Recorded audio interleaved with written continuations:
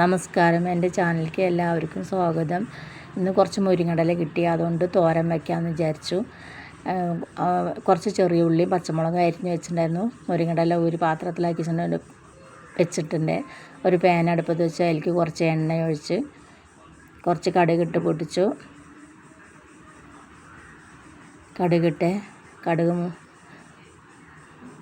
കടുക് പൊട്ടിയതിന് ശേഷം നമ്മൾ അരിഞ്ഞ് വെച്ച ചെറിയ ഉള്ളിയും പച്ചമുളകും അതിലേക്കിട്ടു.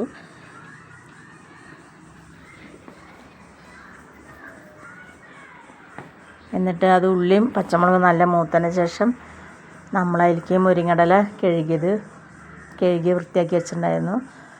അത് എന്നിട്ട് നമ്മൾ അതിലേക്ക് ഇട്ട് കൊടുത്തു.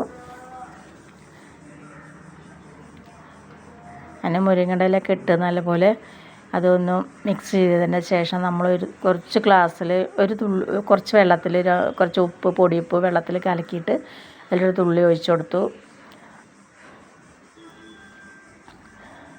എല്ലാവരും ലൈക്ക് ചെയ്യാനും സബ്സ്ക്രൈബ് ചെയ്യാനും മറക്കരുതേ.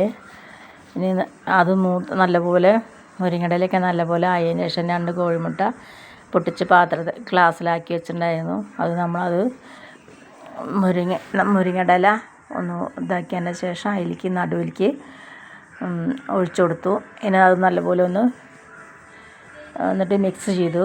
അങ്ങനെ നമ്മുടെ മുരിങ്ങടലയും നല്ലപോലെ മിക്സ് ചെയ്തു എല്ലായിടത്തേക്കും കൂട്ടി യോജിപ്പിച്ച് മുട്ടയ്ക്ക് നല്ലപോലെ വെന്ത് റെഡിയായി. അങ്ങനെ നമ്മളെ മുരിങ്ങടലയും മുട്ടത്തോൺ റെഡിയായല്ലേ.